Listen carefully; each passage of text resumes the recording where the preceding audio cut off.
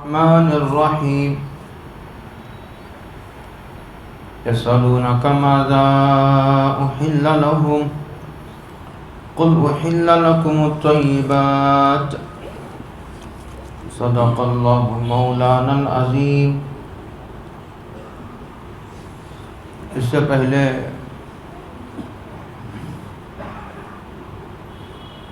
کیا کیا چیزیں حرام ہیں اس پر کافی تفصیل سے بحث آئی تھی۔ اس آیت میں ایک اور مسئلہ بیان کرتے ہیں، کہتے ہیں کہ وہ لوگ آپ سے پوچھتے ہیں کہ ماذا احل لہم، کیا کیا چیزیں ان کے لیے حلال ہیں، تو آپ کہہ دیجئے احل لکم الطیبات،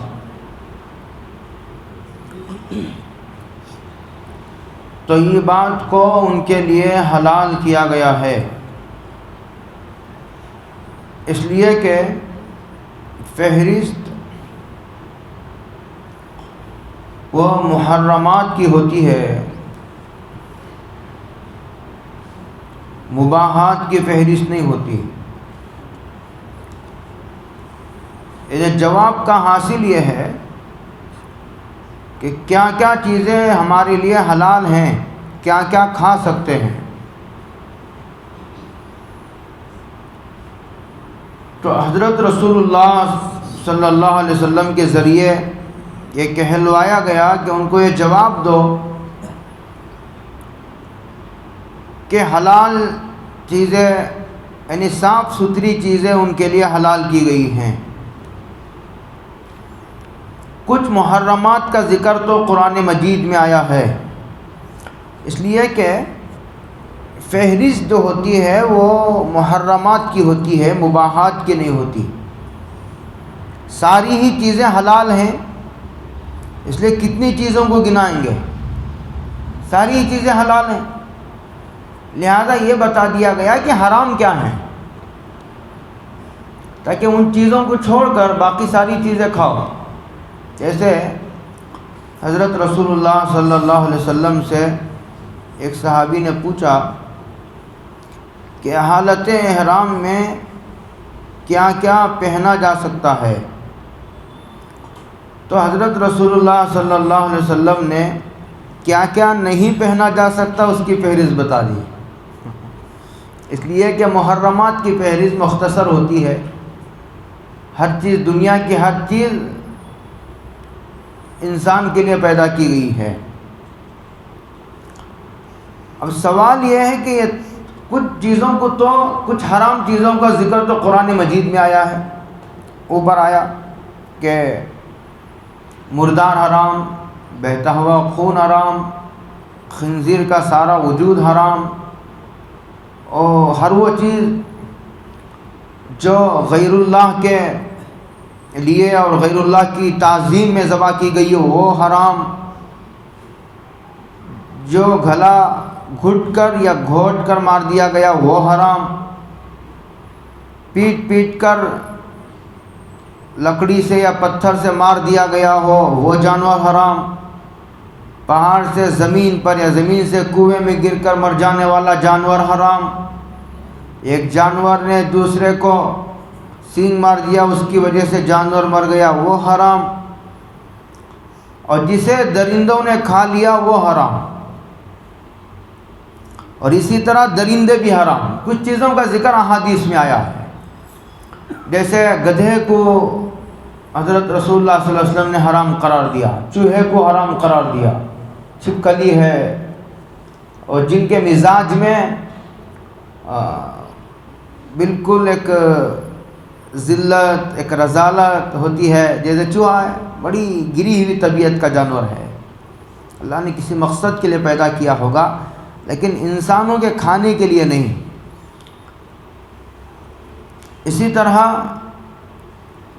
گدھے کو سرکار دو عالم صلی اللہ علیہ وسلم نے حرام قرار دیا، سانپ کو، بچھی کو، چھپکلی کو حرام قرار دیا، کئی جانوروں کا ذکر تو قرآن مجید میں ہے اور کئی سارے جانوروں کا ذکر احادیث میں حضرت رسول اللہ صلی اللہ علیہ وسلم نے حرام قرار دیا ہے۔ تو کہا تمہارے لیے وہ ساری چیزیں حلال کی گئی ہیں جو الطیبات میں داخل ہیں، اور الطیبات میں کیا چیزیں داخل ہیں؟ اس کا مدار سلامتی طبع پر ہے۔ جس کی فطرت میں سلامتی ہوتی ہے، ایسے آدمی کی طبیعت کن چیزوں کی طرف مائل ہوتی ہے اور کن چیزوں سے گھن آتی ہے آدمی کو، اور یہ بات مسلمات میں سے ہے کہ انبیاء علیہم السلام کی جو فطرت ہوتی ہے وہ انسانوں میں سب سے زیادہ پاکیزہ اور پھر سب سے زیادہ حساس، لہذا انبیاء علیہم السلام نے جسے حلال قرار دیا ہو، پاکیزہ قرار دیا ہو، وہ ساری چیزیں طیبات میں داخل ہیں۔ ایک نبی کے منصب کے طور پر قرآن مجید نے ذکر کیا گیا، یحل لہم الطیبات ویحرم علیہم الخبائث، اور جس چیز سے نبی کی طبیعت ابا کرتی ہے، نبی کی طبیعت کو گھن آتی ہے۔ اب بعض لوگ خنزیر کھاتے ہیں، حالانکہ ایک شریف طبیعت کا انسان، ادنا سے ادنا شرافت رکھنے والا انسان بھی خنزیر کھانے کو نہیں برداشت کر سکتا۔ اب جو لوگ کھا رہے ہیں ان کے بارے میں یہی کہا جائے گا کہ ان کی فطرت مسخ ہو چکی ہے، وہ اپنی اصلی فطرت میں باقی نہیں ہے جس فطرت پر اللہ نے ان کو پیدا کیا تھا۔ جیسے یہ چمڑے کے بیپاری ہوتے ہیں، وہ اسی کے درمیان صبح سے شام تک رہتے ہیں تو ان کی مناسبت ہو جاتی ہے ان کو، اس سے اسی بدبو میں صبح سے شام تک رہتے ہیں۔ اس کا مطلب یہ تو نہیں ہے نا کہ چمڑوں میں سے بدبو ختم ہو گئی ہو، اب دنیا میں بغیر بدبو کے چمڑے آ رہے ہوں، ایسا تو نہیں ہے۔ طبیعت اس سے مانوس ہو گئی۔ ہم لوگ ایک مرتبہ مالی گاؤں گئے تھے، وہاں یہ مشین ہے، وہ رات دن 24 گھنٹے چلتی رہتی ہے۔ کہتے ہیں کہ اگر کبھی وہاں بجلی چلی جاتی ہے تو لوگوں کو نیند ہی نہیں آتی۔ ہم نے ان کو پوچھا ایک مرتبہ کہ آپ لوگ اتنے شور میں سوتے کیسا ہیں، جبکہ ہمیں اگر تھوڑی سا بھی آواز آ گئی ہماری نیند اچاٹ ہو جاتی ہے۔ اتنے 24 گھنٹے اتنے زور شور سے پوری بستی میں آواز آتی ہے، آپ لوگ سوتے کیسے ہیں، کب سوتے ہیں؟ تو انہوں نے کہا کہ جب یہاں عادت ہو گئی ہے کہ جب بجلی چلی جاتی ہے تو نیند ختم ہو جاتی ہے لوگوں کی، ان کو وہ شور میں ہی نیند آتی ہے۔ اس کا مطلب یہ تو نہیں ہے نا کہ مشینوں سے شور ختم ہو گیا، نہیں، طبیعت اس سے مانوس ہو گئی۔ اس لیے انبیاء علیہ السلام کی طبیعت کو، فطرت کو معیار قرار دیا گیا کہ وہ جسے حرام کہے وہ حرام، جسے حلال کہے وہ حلال۔ اس لیے کہ نبی کی جو فطرت اور طبیعت ہوتی ہے اس کی فطرت میں سب سے زیادہ سلامتی ہوتی ہے، اور وہ جسے حرام کر دے وہ جسمانی اور روحانی اعتبار سے، یا کم از کم جسمانی اعتبار سے انسان کے لیے سخت نقصان دہ ہوتی ہے وہ چیز۔ لہٰذا خنزیر کا گوشت کھانے والوں کے متعلق مشہور ہے کہ ایک تو ان کے اندر بے حیائی، اخلاقی گراوٹ پائی جاتی ہے، اور دوسرا کینسر کے بہت زیادہ امکانات ان لوگوں کے اندر ہوتے ہیں، اور بھی بڑی بڑی بیماریاں۔ یہ جو اقوام، بعض لوگ جو ہے وہ چوہے کھاتے ہیں، بعض سانپ بھی کھاتے ہیں، بعض لوگ کہتے ہیں کہ ان میں، اب سائنسدانوں کا بھی یہ ماننا ہے کہ ان کے اندر بڑی خطرناک قسم کی بیماریاں پیدا ہو گئی ہیں، ہو جاتی ہیں، جو لوگ ایسے جانوروں کے کھانے کے عادی ہو جاتے ہیں۔ اللہ نے کسی خاص مصلحت کے لیے، منشا، مقصد کے لیے پیدا کیا ہے۔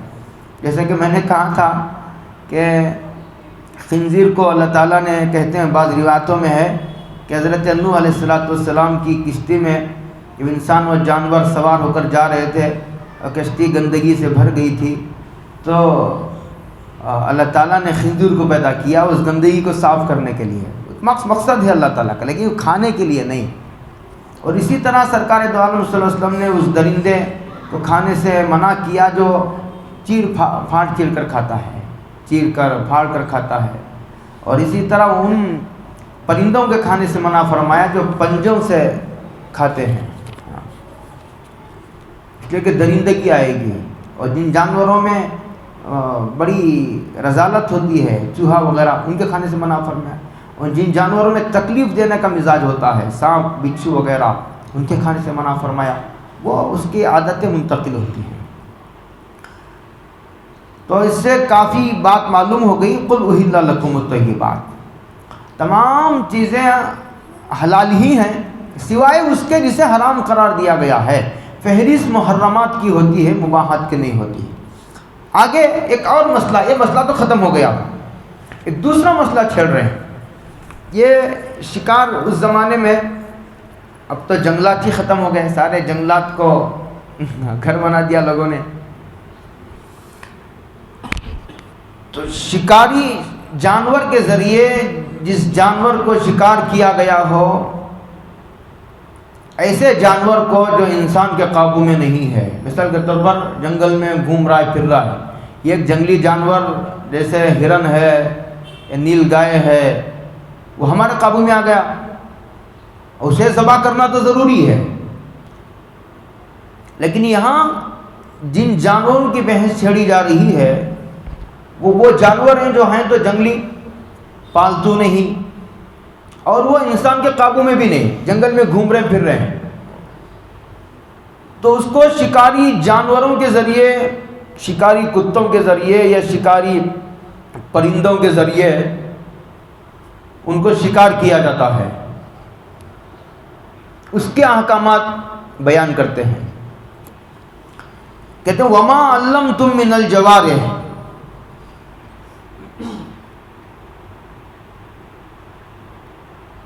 وہ جانور جن کو تم نے سکھایا ہے، ایسا سکھایا ہے کہ جس طرح اللہ نے تم کو سکھایا ہے، یعنی سدائے ہوئے، ان کو ٹریننگ دی ہوئی ہوتی ہے۔ اس کی علامت فقہاء نے یہ لکھی ہے کہ اگر کتا ہو، آپ جانور پر چھوڑیں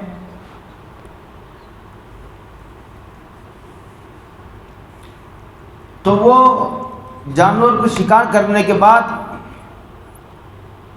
کھانے سے رک جائے، اگر شکار کر کے وہ خود کھا لیتا ہے، اس کا مطلب یہ ہے کہ اس نے آپ کے لیے نہیں اپنے لیے شکار کیا ہے، ویسے جانور کا کھانا جائز نہیں ہے۔ امام اعظم ابو حنیفہ رحمۃ اللہ علیہ کے نزدیک زخمی کرنا بھی ضروری ہے۔ دوسرا مکلبینا، یعنی باقاعدہ نیت کر کے چھوڑیں، آپ خود سے وہ نہ چلا گیا ہو شکار کرنے، اس جانور کو وہ آپ کے ہاتھ میں ہے، آپ نے اسے چھوڑا ہو، یہ دوسری شرط ہے۔ تیسری شرط یہ ہے کہ وہ روک لیں، نہ کھائیں۔ چوتھی شرط یہ ہے کہ آپ عموماً اصول یہ ہے کہ جانور کو ذبح کرتے وقت بسم اللہ ہی اللہ اکبر کا کہنا ضروری ہے۔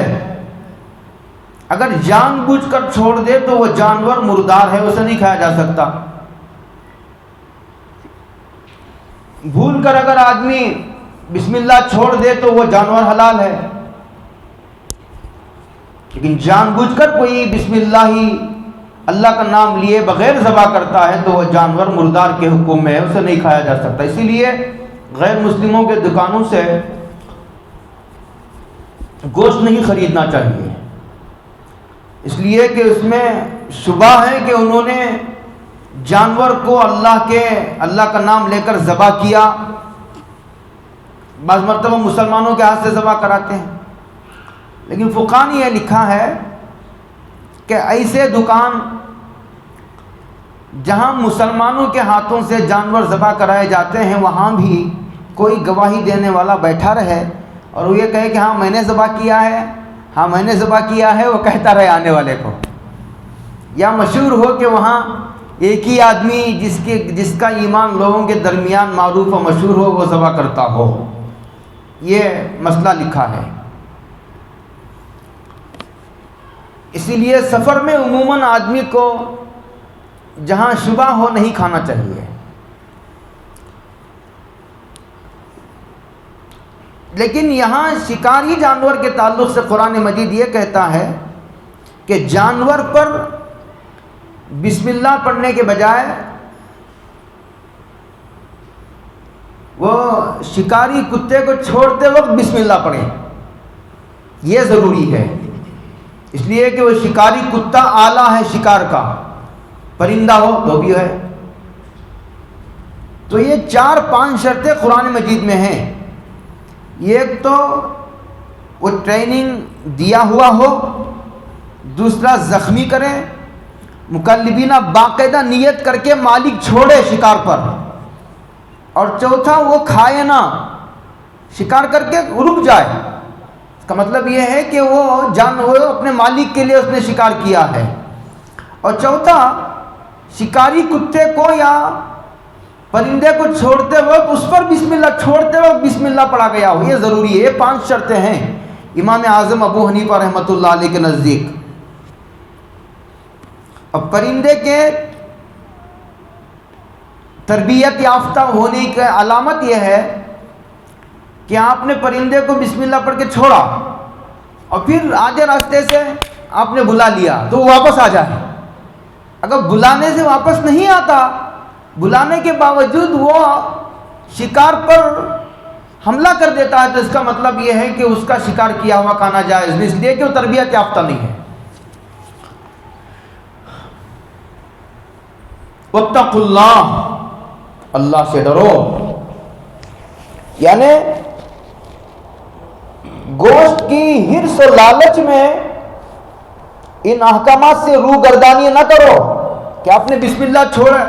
اچھا معلوم ہے آپ کو کہ یہ تربیت یافتہ نہیں ہے، اس کے باوجود اب اس کے شکار کیے ہوئے جانور سے کھا رہے ہیں.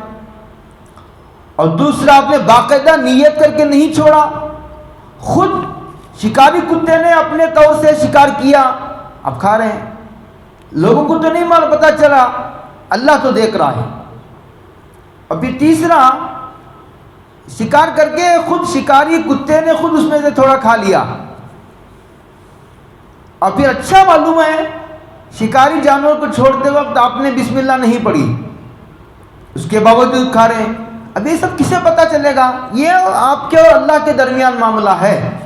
اسی لیے کہتے ہیں واتقوا اللہ، اللہ سے ڈرو ان احکامات کے باب میں. دوسرا عموماً شکار کرنے والے ایسا اس میں مشغول ہو جاتے ہیں کہ ان کو نماز کے اوقات یاد نہیں رہتے، نمازیں قضا ہو جاتی ہیں یا نمازیں ہی چھوڑ دیتے ہیں. کہتے ہیں ایسا مت کرو. اللہ کے دیگر فرائض و حقوق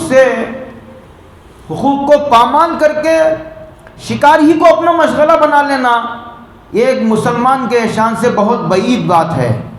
ان اللہ سریع الحساب، اور بلا شبہ اللہ تعالیٰ بہت جلد حساب لینے والے ہیں.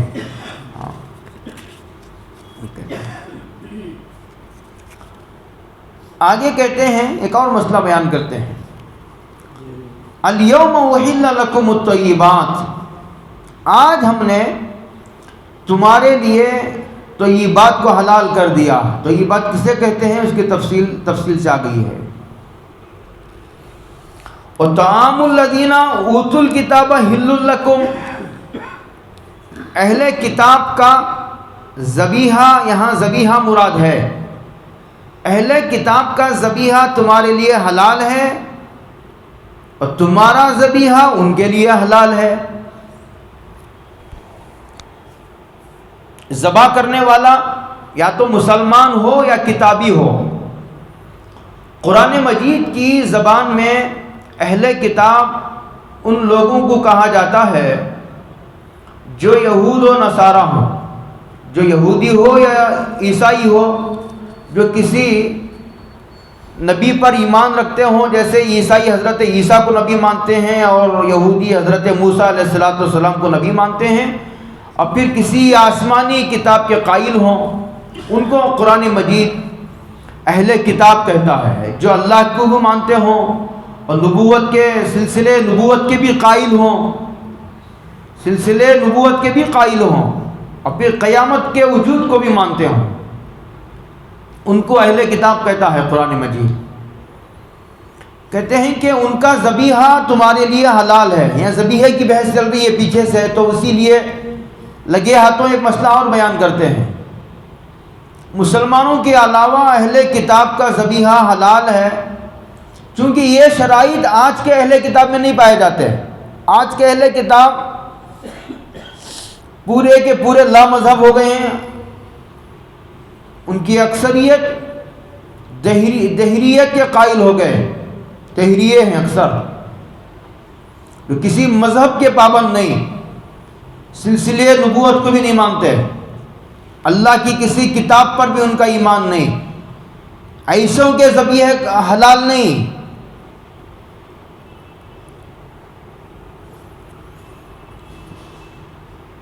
یہاں ذبیحے کی ہی بحث چل رہی، تو طعام کا ترجمہ تقریباً تمام مفسرین نے ذبیحہ سے کی ہے، ورنہ جیسے دال دانے ہوتے ہیں، سبزیاں ہوتی ہیں، دیگر اناج کا لین دین، وہ تو ہر مذہب کے ماننے والوں سے لین دین کرنا، خرید و فروخت کرنا جائز ہے، چاہے وہ مجوسی ہو، چاہے وہ بت پرست ہو، مشرک ہو، کسی بھی مذہب و فرقے کا ماننے والا ہو۔ یہاں بحث چل رہی ہے ذبیحے کی، اس لیے کہ مسلمان کے علاوہ کسی کا ذبیحہ حلال نہیں، قادیانیوں کا ذبیحہ حلال نہیں، شیعہ کا ذبیحہ حلال نہیں، اور بھی بہت سارے ایسے لوگ ہیں جن کا ذبیحہ آگ کو پوجا کرنے والے، سورج کی پوجا کرنے والے اور بت پرست، جو ان کا ذبیحہ حلال نہیں۔ اسی لیے قرآن کریم ایک طبقے کا ذکر کرتا ہے کہ اہل کتاب کا ذبیحہ حلال ہے، ان شرطوں کے ساتھ جسے میں نے ذکر کیا ہے، اور تمہارا ذبیحہ ان کے لیے حلال ہے۔ اس کا مطلب یہ ہے کہ اب قربانی کا گوشت ہے، سوال پیدا ہوتا ہے کہ یہود و نصارہ کو دے سکتے نہیں دے سکتے؟ قرآن کریم گویا اس کا جواب دیتا ہے کہ ٹھیک ہے، دے سکتے ہیں۔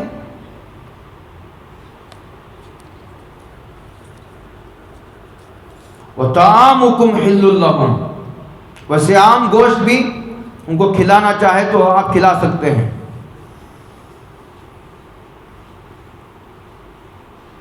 یہ اس لیے قرآن مجید نے دو طرفہ بات کہی ہے کہ ان کا ذبیحہ تمہارے لیے حلال ہے اور تمہارا ذبیحہ ان کے لیے حلال ہے۔ یہ اس لیے کہا قرآن نے۔ آگے ایک اور مسئلہ بیان کر رہا ہے، بڑا نازک ترین مسئلہ، کہ اہل کتاب کی عورتوں سے نکاح جائز ہے۔ ایک مسلمان اہل کتاب کی لڑکیوں سے، عورتوں سے نکاح کرتا ہے تو جائز ہے،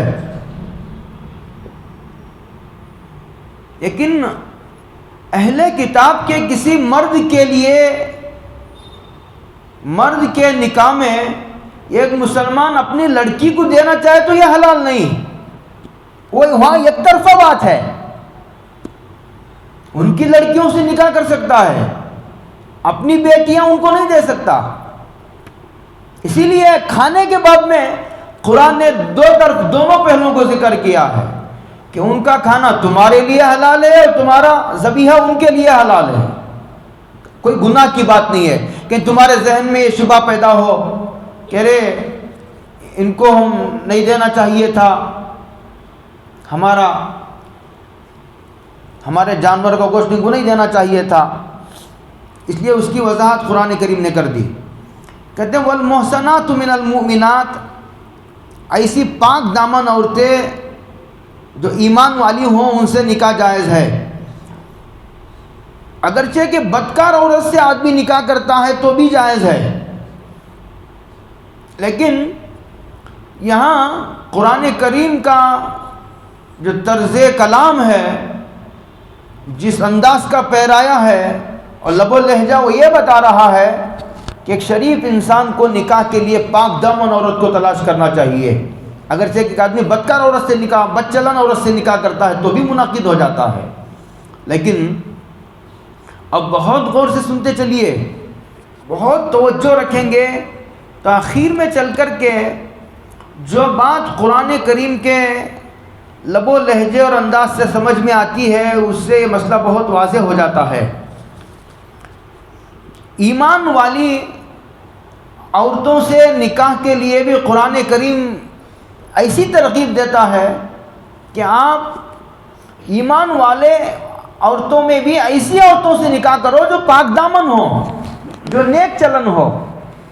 ہے تو ایمان والی، اس میں کوئی شبہ کی بات نہیں، لیکن بد چلن ہے، بدکار ہے، ایسی عورتوں سے نکاح سے آدمی کو حتی الامکان بچنا چاہیے. اس لیے کہ اس راستے سے پورے گھرانے میں، نسلوں میں اور خاندان میں ایک بدکاری کی طرف میلان پیدا ہو سکتا ہے، پورا ماحول خراب ہو سکتا ہے.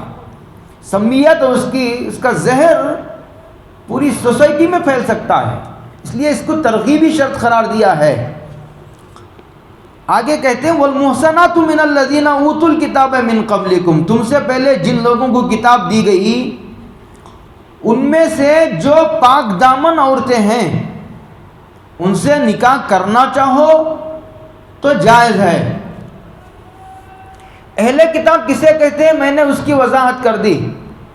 قرآن مجید نے سورہ بقرہ میں یہ کہا تھا کہ جو لوگ مشرک ہیں، جو عورتیں، ان سے نکاح حرام ہے. جب تک وہ ایمان قبول نہ کرے ان سے نکاح نہیں ہو سکتا. اور ایک مشرک مرد سے ایک مسلمان عورت کا نکاح نہیں ہو سکتا، اور ایک مسلمان مرد کا مشرک عورت سے نکاح نہیں ہو سکتا. قرآن نے اسے بیان کیا.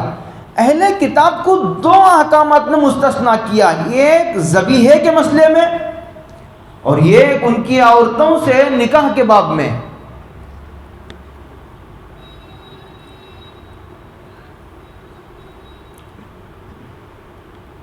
یہ اس لیے ایسا کہا کہ ان کی عورتوں سے چونکہ پہلے سے ان کا اللہ پر یقین ہے، اللہ کے وجود کو وہ مانتے ہیں، سلسلے نبوت کو وہ مانتے ہیں، قیامت کے وہ قائل ہیں، تو اگر ان کی عورتوں کو نکاح میں لانے سے اس بات کے زیادہ چانسز اور امکانات ہیں کہ وہ آپ کے ساتھ رہ کر، ایمانی ماحول میں رہ کر ان کو تم اپنے میں جذب کر لو اور اس کو بھی مومنہ بنا دو اور اس کو اسلام کی طرف دعوت دو اور اس کی طبیعت اسلام کی طرف مائل ہو. اس لیے کہ عورت تابع ہوتی ہے مرد کے، ایک، اور دوسری بات اس کی لڑکیوں کو کرنے تم جاؤ گے اور تم کہو گے ہم اپنی لڑکیوں کو نہیں دیں گے. اس شرط کو مان کر جو تم کو لڑکی دے گا تو اس کا مطلب یہ ہے کہ وہ سامنے والا جو باپ ہے جو اپنی بیٹی کو دینے تیار ہے، اس کے باوجود کہ ہم اپنی عورتوں کو اس کے خاندان میں دینے تیار نہیں ہیں. آپ اندازہ کر سکتے نہیں کر سکتے کہ ایسا کون دے سکتا ہے؟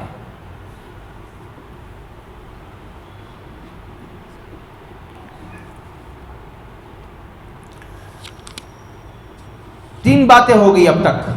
ایک اہل کتاب کون ہیں؟ وہ اب کے جو لوگ برائے نام اپنے آپ کو عیسائی یا یہودی کہتے ہیں وہ مراد نہیں. دوسرا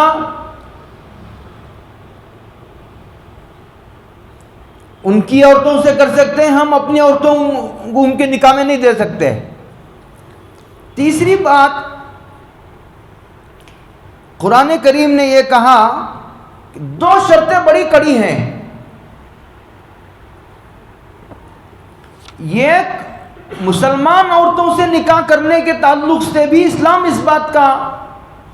اسلام کو اس بات پر یوں کہیے کہ انتظامی طور پر اصرار ہے کہ وہ پاک دامن عورتوں کو اپنے نکاح میں لائے تاکہ ان سے ہونے والی اولاد وہ نیک چلن ہو، نیک چلن اولاد پیدا ہو، بدکار فاجر فاسق قسم کی اولاد نہ پیدا ہو۔ تو جن عورتوں سے نکاح کرنے کے نتیجے میں آدمی کو اپنے ایمان سے ہی ہاتھ دھونا پڑے، ایسوں سے نکاح کرنے کو کیسے گوارا کر سکتا ہے اسلام؟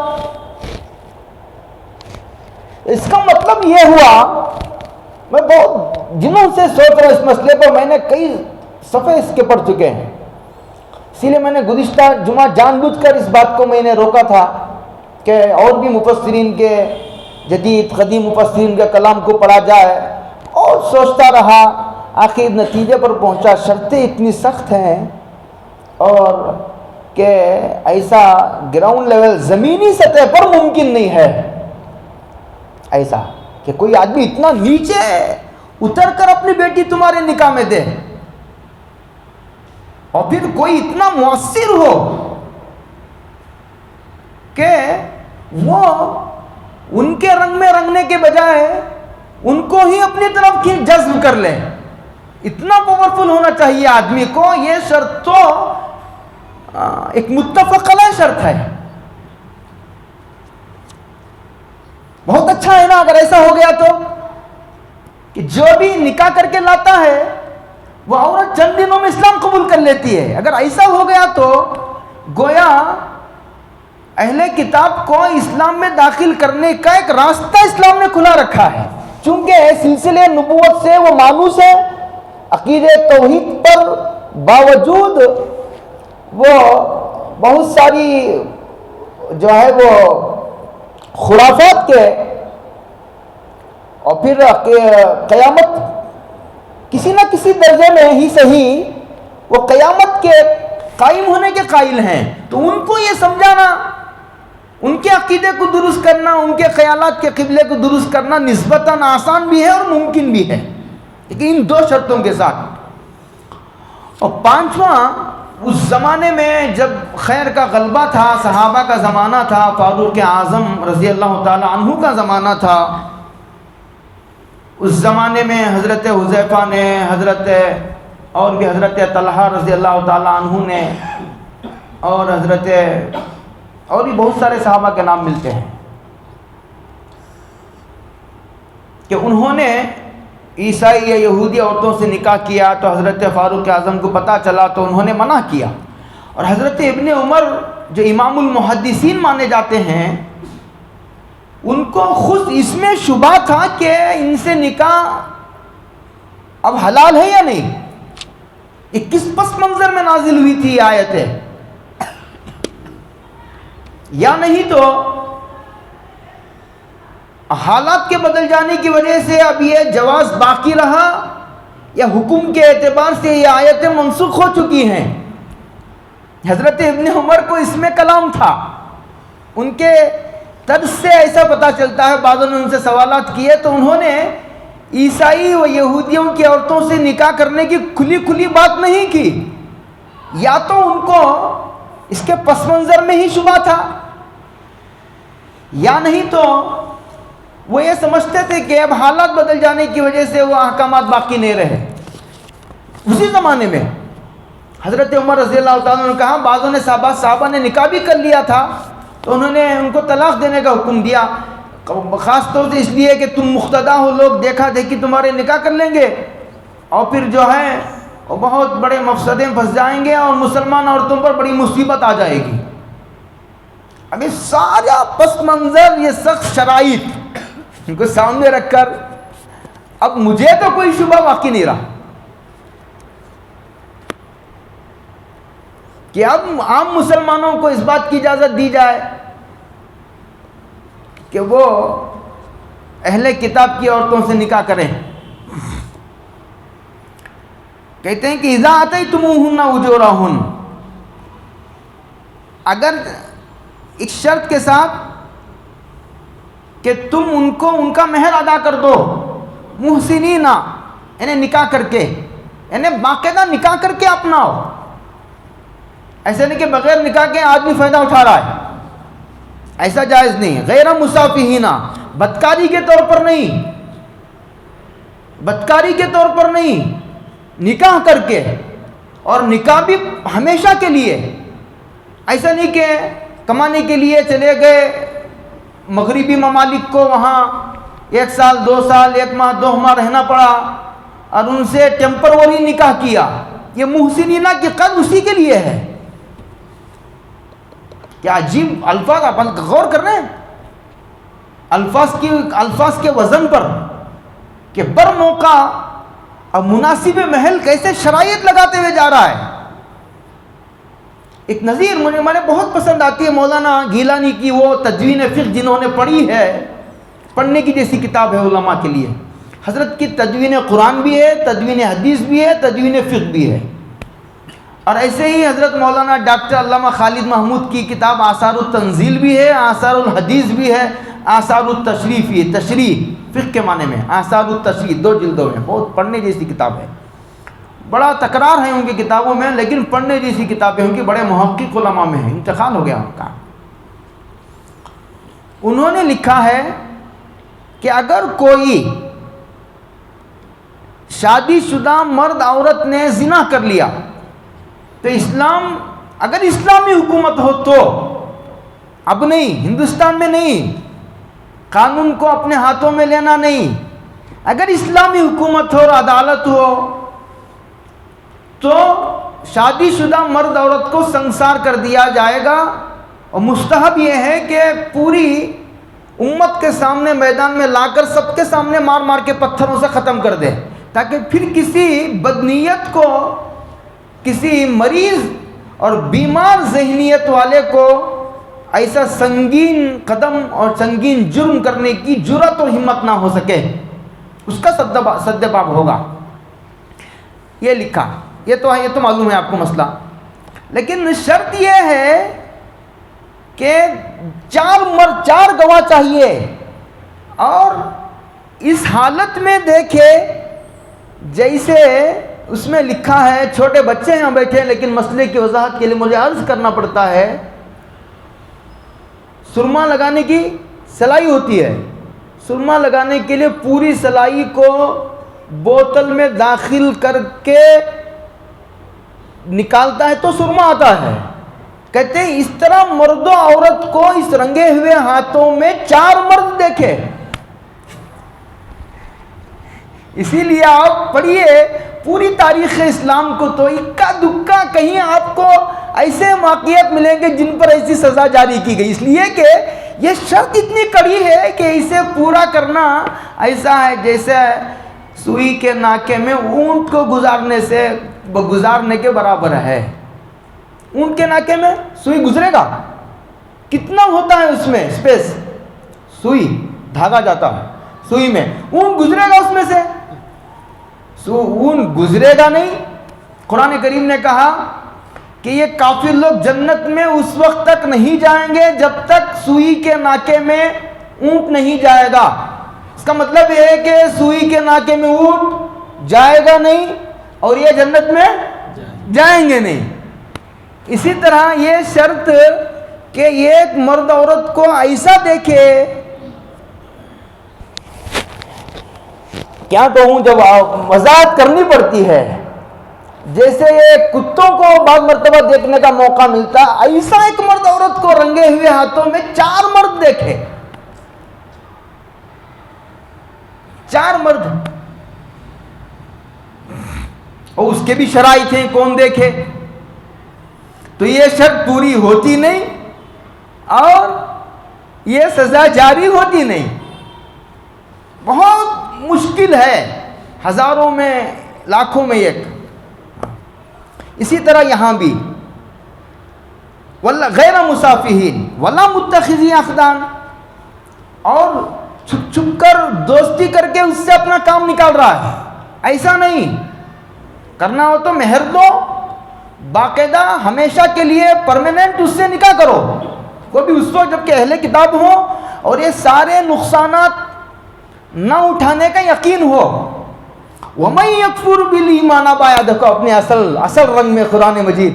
سلام ہو حضرت رسول اللہ صلی اللہ علیہ وسلم کی نبوت پر کہ نبی امی ہونے کے باوجود کیسے حقائق زبان سے اللہ نے جاری فرمائے.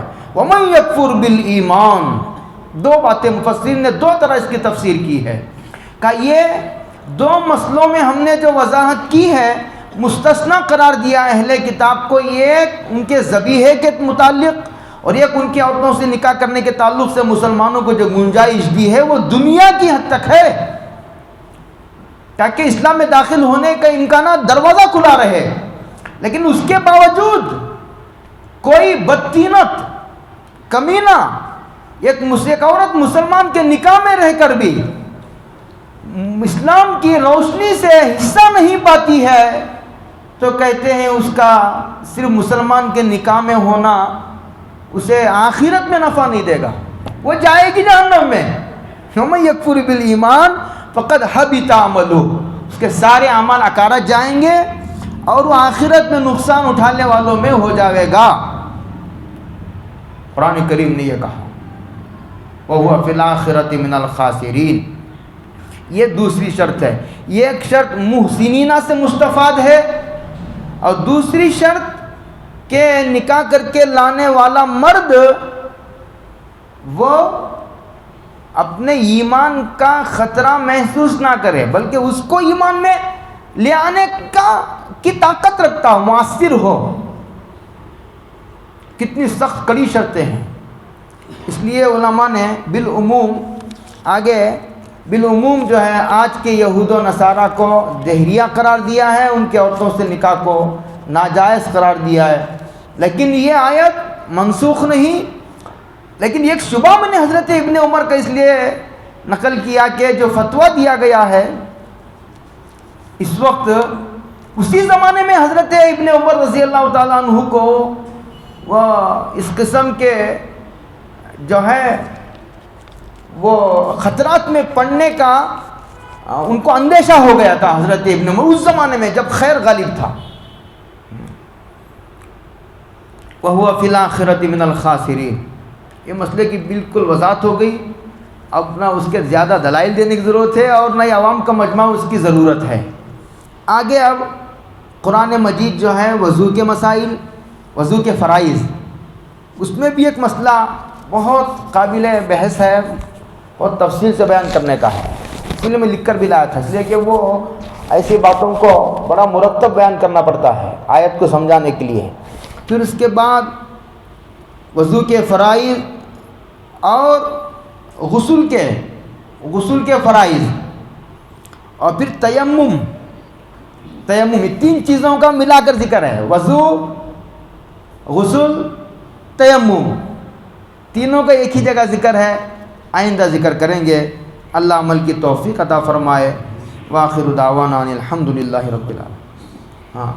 کل حضرت مفتی شعیب اللہ خان صاحب استاد محترم دامت برکاتہم کی ماہانہ مجلس ہے حسب معمول، کل عصر سے اتوار کی اشراق تک مغرب بعد حضرت کا بیان ہوتا ہے تفصیل سے، اس کے بعد عشان کی اذان پر چھٹی ہوتی ہے، اس کے بعد نماز کے بعد طعام کا انتظام رہتا ہے کھانے کا، اس کے بعد قرآن کے حلقے لگتے ہیں، پھر 1 گھنٹے کے لیے حضرت آتے ہیں 10 بجے، تو 11 بجے تک سوال جواب کا سلسلہ چلتا ہے کہ اللہ تعالیٰ کی تعلق پیدا کرنے کے لیے، اس کی محبت حاصل کرنے کے لیے جو دشواریاں پیش آتی ہیں، ایسے سالکین سوالات لکھ کر پرچیوں میں دیتے ہیں، حضرت اس کا تفصیل سے جواب ارشاد فرماتے ہیں۔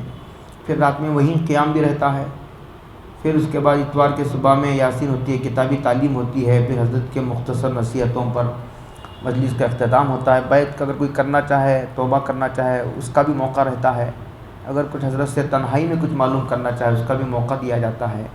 اس لیے اس موقع کو غنیمت جانیں اور بزرگوں کی صحبت کو لازم جانیں، اس لیے کہ اعمال پر کھڑے ہونے کے لیے اللہ تعالیٰ کی ایک محبت کی ایک مطلوبہ مقدار ہے۔ ایمان لاتے ہی محبت کا کچھ نہ کچھ حصہ آدمی کو حاصل ہو جاتا ہے، ایمان لاتے ہی، کلمہ پڑھتے ہی، لیکن محبت کا اتنا حصہ اعمال پر کھڑے ہونے کے لیے کافی نہیں ہے۔ محبت کی ایک معتدل ہی مقدار ہے، ایک معتدل بھی ایک کوانٹیٹی چاہیے اس کی، اور وہ عموماً بزرگوں کی صحبت پائے بغیر عادتاً ممکن نہیں ہے۔ اس لیے بزرگوں کی اس قسم کی مجالس کو اپنے لیے لازم جانیں. اللہ تعالیٰ توفیق عطا فرمائے. وآخر دعوانا الحمدللہ رب العالمین. آگے پیچھے کرے، مہینے میں ایک مرتبہ یہ رہتا ہے